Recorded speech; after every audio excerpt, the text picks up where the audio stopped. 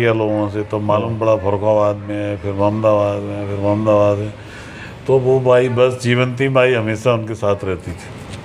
वो विनोद जोशी को लेके वो प्रथम बार सिद्धि माँ, जीवंती माँ, जिन्हें महाराज जी लल्ली कहा करते थे, वो और विनोद जोशी जो आदमी 11 सितंबर 1973 को महाराज जी चले गए। उनके जीवन काल में यहाँ कोई काम नहीं हुआ। फिर ये कैसे प्रकाश में आया नीम करोली धाम? क्योंकि महाराज जी सिद्धि माई से इस विषय में विचार विमर्श किया करते थे, कभी कभी जिक्र किया करते थे। विचार विमर्श नहीं, जिक्र किया जी, करते थे। कहानी सुनाइए, फिर मैं आपको नीम करोली वापस ले चलूँगा।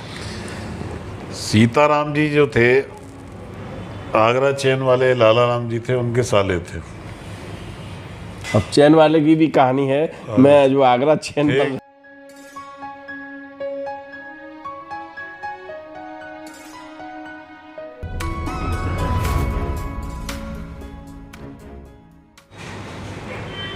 आज आपको पता चलेगा कि वर्ष 1945 में मानव देह लीला का एक विश्राम देकर महाराज जी चले गए किला घाट पर, और 11 सितंबर 1973 को मानव देह लीला का समापन किया, या मैं कहूँ विश्राम किया।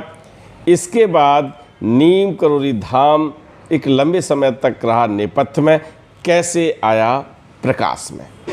नमस्कार, आप देख रहे हैं धर्मदृष्टि पत्रिका का यूट्यूब चैनल दस्तक मीडिया में। विनोद शुक्ला आपको सुना रहा हूँ बाबा नीम करोली की अद्भुत गाथाएं।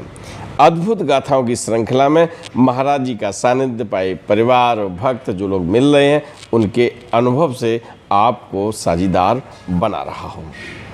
आज हम बैठे हैं प्रोफेसर डॉक्टर संतोष कुमार गुप्त जी के निवास पर आगरा में, और हम क्योंकि इनके बाबा पूज्य बुद्धसेन जी, इनके पिताश्री पूज्य राम सेवक जी, ये सब इनसे संबंधित कई गाथाएं हैं, मैंने भी सुनाई हैं, आपने भी अपने पिछले सत्संग में ये सब बातों का वर्णन किया है।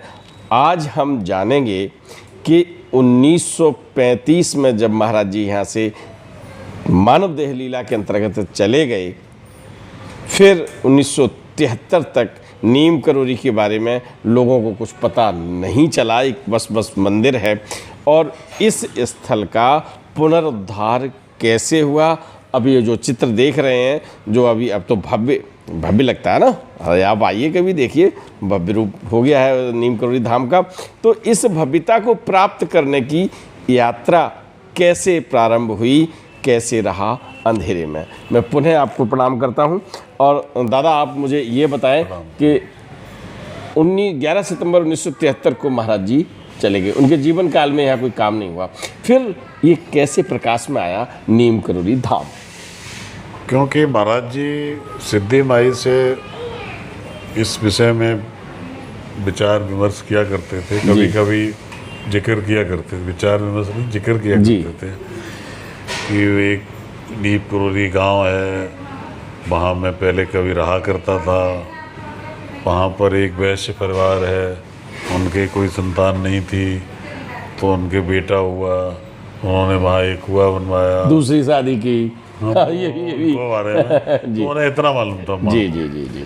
तो माँ को ये एक जिज्ञासा थी कि जब कभी हम वहाँ जाएंगे, महाराज जी ने अपने समय में कभी माँ को जाने नहीं दिया नीम करोली, और सबसे मने करते थे कि माँ मत जाना, अच्छे लोग नहीं है, ऐसा बोलते थे। अच्छे लोग नहीं है। धर्मनाथ जी से भी कहा, अपने बच्चों से भी कहा, और भक्तों से भी कहा, वहाँ मत जाना, वहाँ मत जाना।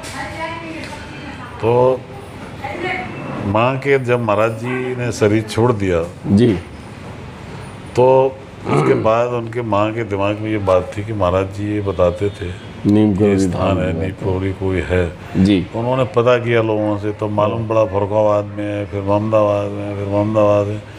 तो वो बाई बस जीवंती बाई हमेशा उनके साथ रहती थी।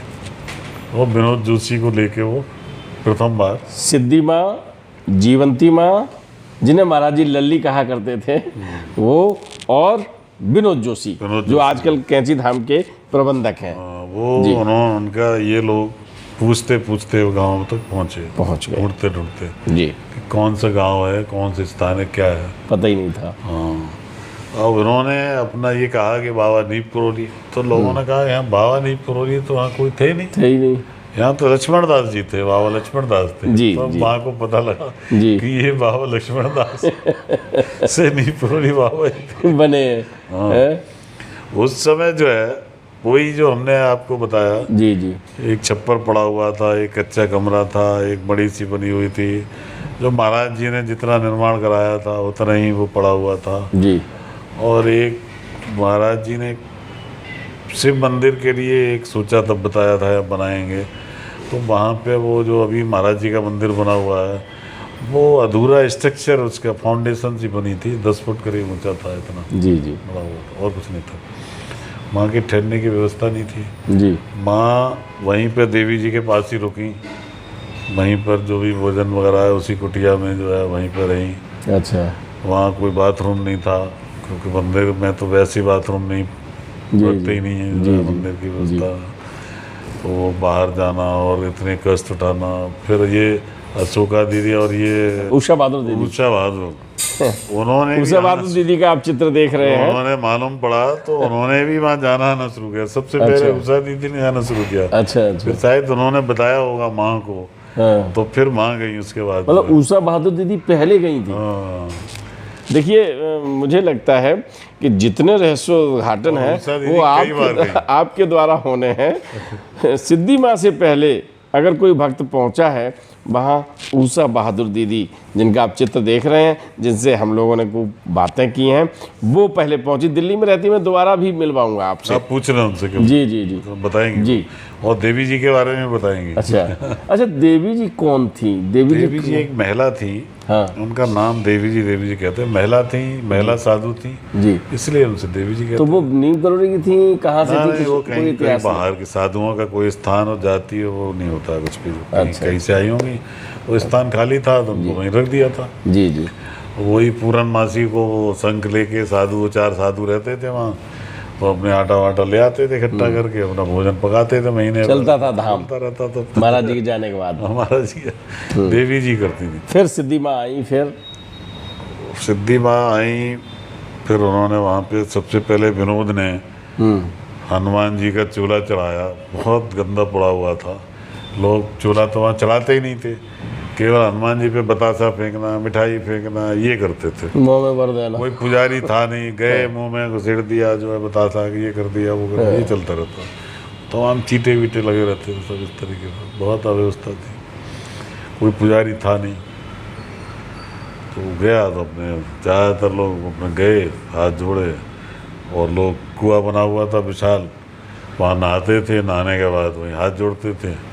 एक बगल में जो है वो एक अखाड़ा सा बना रखा था, जी। कुछ लोग वहाँ जोड़ करते थे, कुश्तियाँ पहलवानी लड़ते थे। जी मैं भी छोटा था, मैं भी जाता था कभी कभी। ये स्थान था वहाँ जी पे। जी तो माँ ने फिर वहाँ छोटे छोटे भंडारे कराए, जी जलेबियाँ बाँटी, कभी कुछ बंटवाया, कभी लड्डू बंटवाए, कभी पूड़ी सब्जी बंटवाई। जी। लोगों को मालूम पड़ा कि हाँ कोई यहाँ पे आ रहा है, आया भक्त है कोई महाराज। अभी महाराज जी का विग्रह नहीं है वहाँ।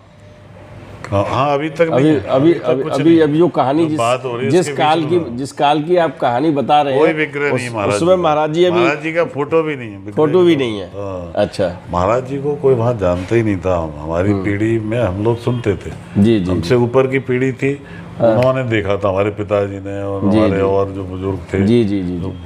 60 साल 70 साल। अभी वो स्थल हनुमान जी के रूप में ही है कि हनुमान जी का मंदिर है। हनुमान जी का मंदिर है बस। हाँ, अभी महाराज जी आए नहीं हैं, उससे पहले की कहानी है ये।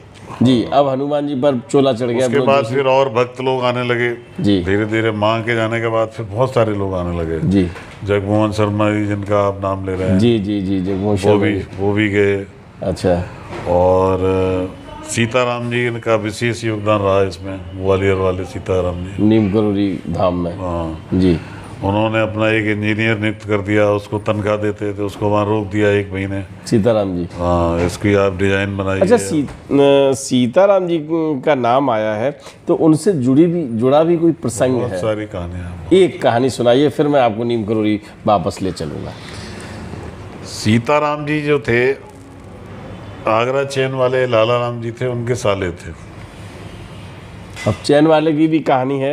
मैं जो आगरा चैन बन रही थे है, का मतलब है नहीं, अभी वो हैं, सीताराम जी हैं, सीताराम जी हैं। अरे चलिए साहब, थे नहीं हैं। जी तो वो उनके यहाँ नौकरी किया करते थे। नौकरी में भी लेबर क्लास में, वो एनोडाइजिंग जैसे एल्युमिनियम का होता है ना, पॉलिश में। सीताराम जी, हाँ, अच्छा, आगरा चैन वालों के यहाँ। आर्गचन वालों। जी महाराज जी का उनके यहाँ अक्सर आगमन हुआ करता था, आते जी, थे। उन्होंने भी एक दिन पैर पकड़ लिए, अच्छा सीताराम जी ने जी, पकड़ लिए, तो वो बाबा को बहुत मानने लगे। पहले तो वो भी नहीं मानते थे। अच्छा।